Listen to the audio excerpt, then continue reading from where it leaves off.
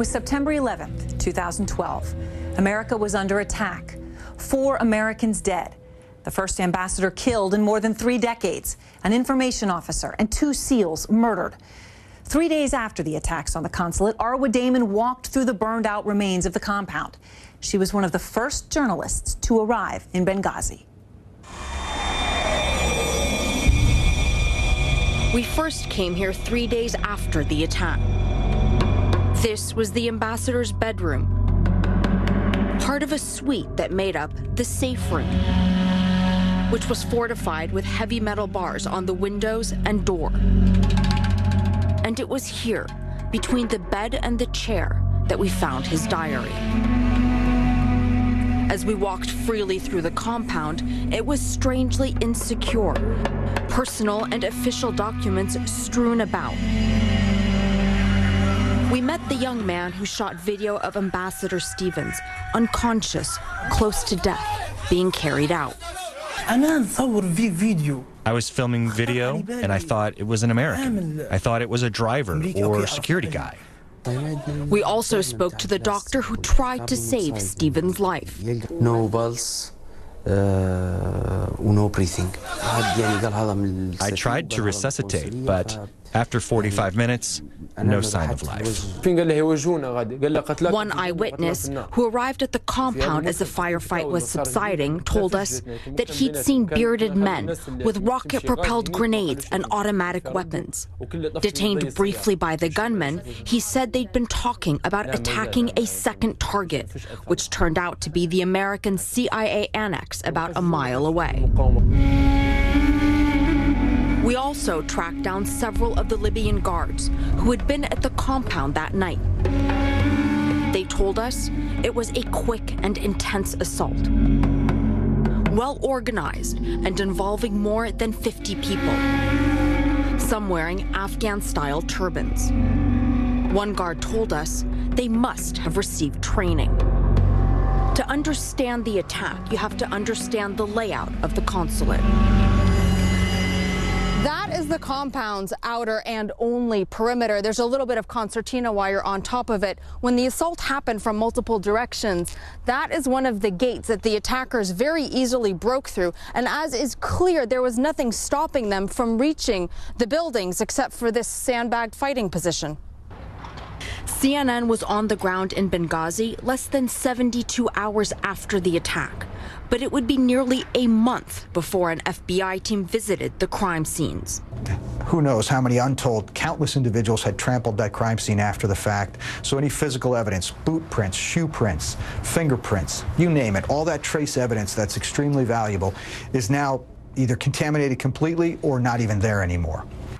9 months later, in the ops room, the movement whiteboard bears silent witness to that night. Empty ammunition boxes litter the floor. There remains some traces of the FBI's brief visit. As they sifted through the wreckage, the U.S. Attorney General promised to solve this matter, to hold people accountable. But by then, it seems some of the attackers were far away. The crime scene had been tainted. In a city where the flag of jihad was flying and where the Libyan government had little power, finding those accountable would not be easy. There is no doubt America was caught off guard when the U.S. diplomatic post in Benghazi was attacked. But could the attack have been prevented? And why didn't our military respond in time? John King reports. September 11th, 2012, 8:46 a.m. A White House moment of silence that is now part of a sad national ritual. 9:49 a.m., the Pentagon Memorial. And then at 5 p.m., a new 9/11. President Obama is told the American mission in Benghazi is under attack. The U.S. ambassador missing. Benghazi was a play, a tragedy in 3 acts. And an awful lot of the political energy has been placed on Act 2. You know, what happened that night? At 6 p.m., now midnight in Benghazi, a series of urgent Pentagon meetings. 2 military units based in Spain, one on a training mission in Croatia, and another based at Fort Bragg, North Carolina, were told to get ready. Quick orders, but no quick options. The Croatia team reached a staging base in Sicily late Wednesday, 22 hours after the Benghazi attack. The North Carolina-based team reached that same base 90 minutes later. The fastest time to Libyan soil, one of the Spain-based teams made it to Tripoli at 9 p.m. Wednesday, 23 hours after the Benghazi siege began and 22 hours after the president was told. Too late. Way too late. By then, the siege was over, the U.S. mission in ruins, the nearby CIA annex heavily damaged, and the bodies of 4 dead Americans on a transport plane to Germany. The United States military, as I've said, is not and frankly should not be a 911 service. There's some places on the planet where we have some gaps, and I think North Africa is probably one of them.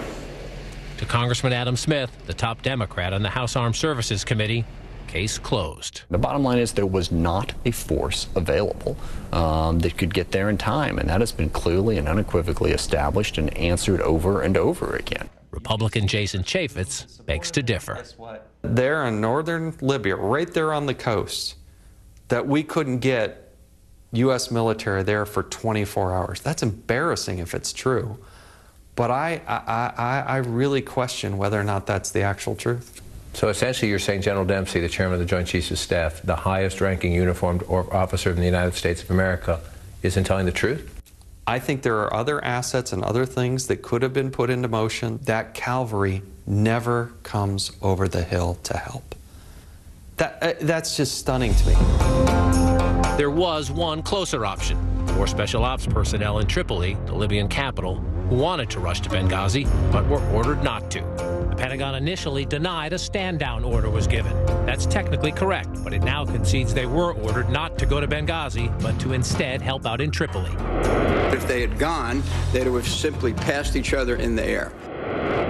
I'm more interested in Act 1. Michael Hayden is the former CIA director. Act 1 is what were the intelligence estimates? What kind of warnings were given? What was the plan? Okay, why do we have so few options in Act 2? Act 1 is numbing, warning after warning, that Benghazi was a disaster waiting to happen. What they had decided to do with the security posture was inconsistent with the threat assessment that was readily available. Indefensible? Look, I've been in those chairs. I'm not going to say it that way, but it's clear, John, it was inadequate. The evidence was overwhelming. Attacks that convinced the British, the Red Cross, and the United Nations to leave Benghazi. 2 prior attacks on the U.S. mission, an IED thrown over the fence by former security guards in April, and another IED in June that blew a huge hole in a compound gate. And detailed warnings, CNN is told, in 4,000 classified cables, including updates on new al-Qaeda training camps near Benghazi. How come that didn't rise to the level where somebody said, you know, we just can't operate in this environment? It was a death trap. The official administration review found the security arrangements grossly inadequate and spread the blame across the State Department bureaucracy. Senator, I want to make clear that no one in the State Department, the intelligence community, any other agency ever recommended that we close Benghazi. But maybe they should have.